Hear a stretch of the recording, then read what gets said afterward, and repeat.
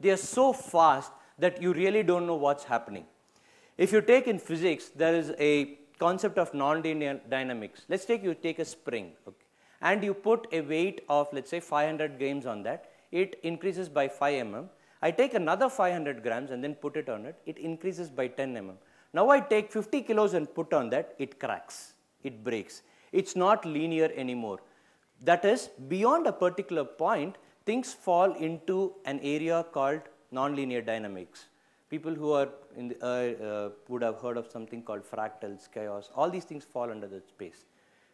Basically, what happens is, at one point, when the acceleration itself becomes accelerated, you really have no way of predicting what is going to happen, which is what is kind of happening to us.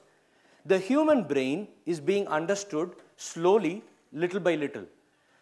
Does that mean we understand all parts of it? Basic functional things that's needed for a human brain to work, we have an understanding of that. In the sense that maybe emotions is something we don't understand of how the brains work, but mechanical stuff. You feel hungry, you have to have this adrenaline, or you have to have this chemical pumped. That understanding is there, which means that we can actually go ahead and make a human brain again. Can you actually make a human brain? Do you have that power? Yes, we have. Because if you look at it today, you can make people are trying to make a black hole, or they've actually kind of made a black hole, in captivity, okay? Or you can have trigger a nuclear fission for a couple of seconds with the kind of software and the processing power that you have. You have these radio arrays which are spread over a huge distance to listen to different radio signals that come from across the world, and they can consolidate all these signals into one recognizable pattern, for which you need huge processing power, you need huge lines of code to help you with that. Other than this, you have data being captured by Kepler, which is the new technology that has, that's a replacement technology for Hubble's telescope which was there. Now, the reason why I'm trying to tell these different things is that we are getting into a place where we are able to have enough processing power in terms of hardware, in terms of advancements in software, to go to an extent where you can really kind of mimic the human brain.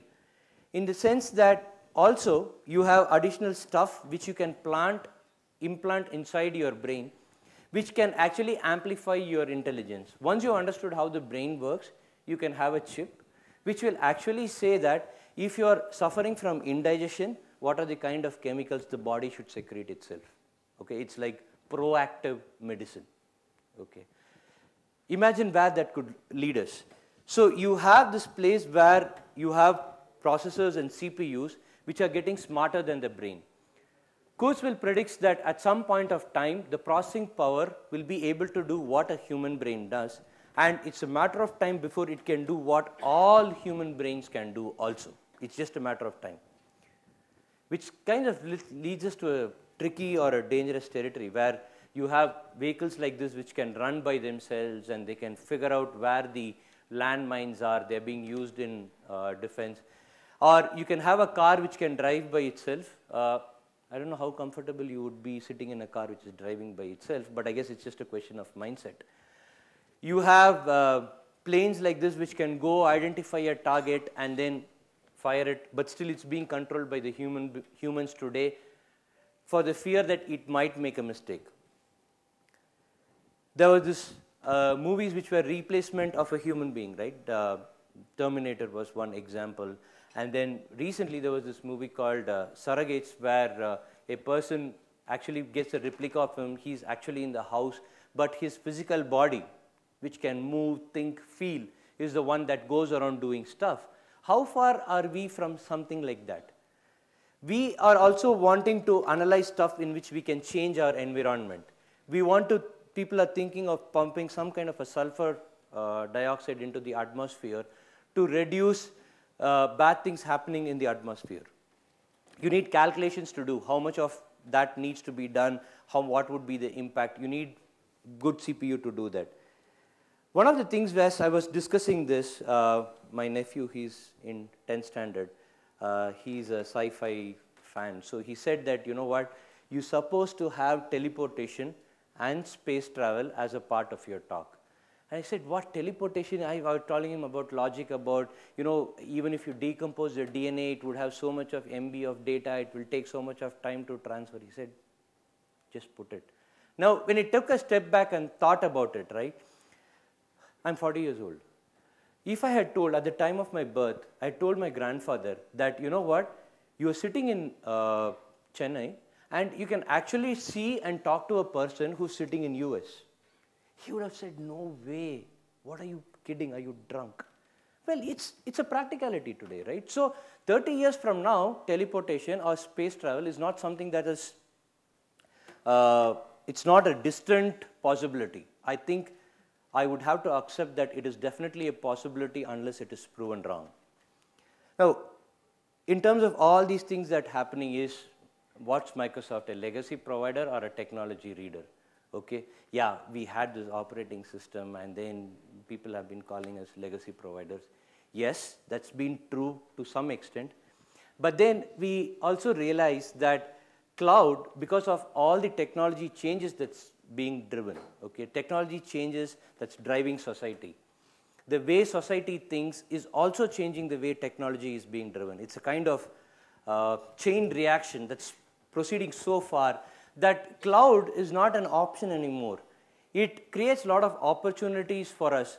And unfortunately, it also gives you great power. And as you say in the Spider-Man movie, with great power comes great responsibility as well. So how are you going to use the cloud?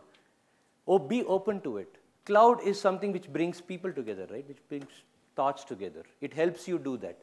In fact, there's some of these people, today I had met somebody in person who I had not only met during my tweeting times. Cloud actually helps you learn. And because you have more information, it helps you decide and act in a manner which is in line with what the crowd or the entire group is thinking. And it also helps you leverage the knowledge of, or the knowledge or the wisdom of the general world around that's there. And you have new devices, which is also driving the way how cloud works, right? In fact, like anytime, maybe as you see people coming in or going in, it gets recorded somewhere in the cloud. There are a lot of changes that's happening to the server technologies also, which is going to enable us in leveraging cloud better, getting more in closer with people in terms of their thinking or in behavior. So in Microsoft, that's something that we realized that yes, the world is changing, and we also have to go ahead and change the world over which we have control over, which happens to be technology and IT solutions. So we acknowledge that that's a fact, that we have to be a part of that cycle, no point fighting it. And more than that, acknowledging it that it is there to stay. Yes, we have hit a reset in a lot of different things. And we are looking at different things because we don't want to go home. We definitely want to be in the place where change is happening and make sure that the change is happening in the right way and in the right direction. So yes, it is an important wave that we need to ride on. We have to ride on. And this changes that's going to happen is definitely coming, whether you like it or not. And in case that is the 194th slide, if you're wondering, this is there. Hope your head is really aching and if you're wondering that what the hell happened, why did all these things flow, I'm not able to follow it, yes, I have succeeded. The objective of that is that I'm willing to take a bet on this, okay? Now you find that this much of presentation is so fast and slow. 5 years from now, I do the same presentation, this crowd is going to say, "Ha, theek hai, you were there, but then it could have been a little faster."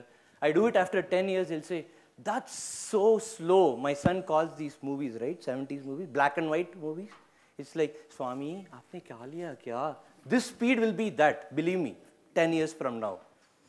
So we need to be aware of this. This is what is happening, and thanks for your time.